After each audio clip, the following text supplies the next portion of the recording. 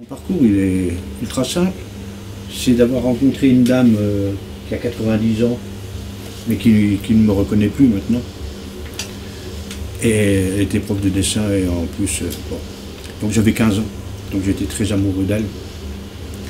Mais faire de la peinture près d'elle, c'était impossible parce que c'était trop beau, c'était trop magique. Et je suis parti à Nanterre en septembre 68. Et là, dans ma formation, j'ai rencontré un peintre qui était professeur, qui avait fait 12 ans de beaux-arts, et qui m'a dit, devant mes balbutiements, ton travail me convainc. Il dit, moi je suis brûlé par les beaux-arts, et toi vas-y. Et j'avais l'impression presque d'être le jeune Rimbaud qui arrivait avec son bateau-ivre. Voilà. Donc tout ça, ça a commencé il y a 50 ans. Oh, ça devient une addiction peut-être, ou non, mais c'est ma façon de respirer et puis d'accepter de vivre dans notre société. Oui, j'ai envie de m'exprimer, de dire des choses. Voilà. Alors à 20 ans, c'est plus la peinture américaine, Motherwell, Cy Twombly, tous ces gens-là, quoi. Là. Nicolas de Staël. Bon, Picasso, qui me laisse toujours baba. Mais je veux dire que ma peinture, c'est plus Nicolas de Staël, un certain expressionnisme. J'aimais beaucoup, quand j'avais 20 ans, Carl Schmitt-Rottluff, que peu de gens connaissent. Parce que j'ai une âme un peu allemande. Voilà. Donc je serais parfois tenté par une rigueur très allemande avec un Mondrian, puis à d'autres moments, être un Schnabel ou un truc comme ça. Voilà. Mais tout en étant sérieux par rapport à l'histoire de la peinture, de ce que je me dis, de me dire, dans le fond, si je présentais ça à Monet, qu'est-ce qu'il dirait? J'espère qu'il dirait, bon, ben, c'est pas mal, continuez, c'est pas mal, continuez. Voilà. Toujours sur l'épaule, le regard de la peinture. Que ce soit un Rembrandt ou toute la peinture. En fait, je travaille au couteau, essentiellement au couteau. Donc je me fais mes propres outils, comme le persoulage. Et puis, ma peinture, c'est comme quelqu'un qui reste baladé pendant 2 heures, qui verrait aussi bien des fils électriques que des papiers qui traînent par terre. Et puis quand je reviens, j'amalgame tout ça, et puis j'en fais de la peinture. Donc ça peut être il y a des bouts de ciel, il y a des fausses perspectives. Bon, puis il y a le plaisir de... La couleur, la toile me dit ah non, non, non, ça ne va pas, hein, enlève, etc.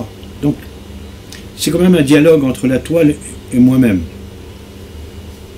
En essayant de ne pas me copier,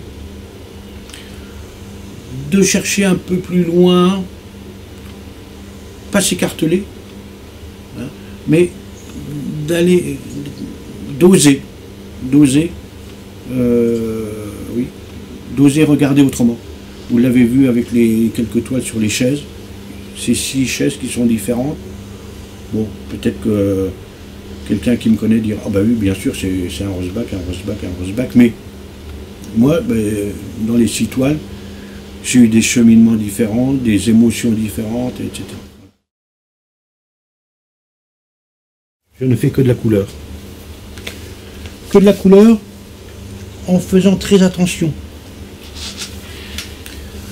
Parce que un grand peintre comme Nicolas de Staël, il était avalé par la couleur.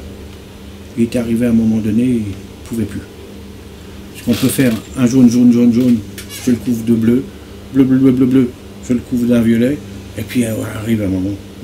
C'est comme Rothko. Rothko qui à un moment donné a épuisé tout le chapitre de la couleur, et pour arriver à des toiles qui étaient très très sombres, hein, et puis s'est suicidé. Et Van Gogh, je pense que c'est pareil. C'est le même ordre. Nicolas de Staël s'est suicidé aussi. Donc la couleur, c'est dangereux. C'est très dangereux. Je le pense. Mais moi, je ne travaille qu'à la couleur. Je ne dessine pas avant. J'ai une vague idée, mais c'est la couleur qui mène le jeu. Je ne suis pas un voyageur, pas du tout. C'est ça l'horreur. Mais quand je regarde des émissions sur le Maghreb, le Maroc et tout ça, je me dis ça va être chouette. C'est ma liberté où je plonge moi-même dans le paysage. Je me méfie de notre période actuelle. Parce que je dis attention, moi je suis pour le travail de la main. Et je me dis le jour où il n'y aura plus le travail de la main, mais seulement un travail d'un doigt sur un ordinateur et puis qui déforme, etc., ça me fait un peu peur. Moi je respecte l'homme qui taille son morceau de bois, puis qui fait sa petite figurine, ou, etc. Donc je suis pour encore le travail de la main. Et c'est pas si évident que ça. Et c'est peut-être pour ça que beaucoup se détournent de la peinture, etc. Bon, à côté de ça, on a des artisans qui continuent à... Mais moi, je ne suis pas dans le domaine de l'artisanat, surtout pas. À d'autres, mais pas moi. Hein. Oui, moi, je suis là pour me surprendre. Me dire, dans le fond, qu'est-ce qui se passe dans cette tête-là? Et puis quand je regarde des toiles anciennes, je me dis, oh, c'était quand même pas mal ça. Hein, en me disant, j'aurais pu les faire. Mais c'est la vérité. Donc je fais autre chose, et puis, bon, puis j'essaie d'avancer, oui, de regarder autrement.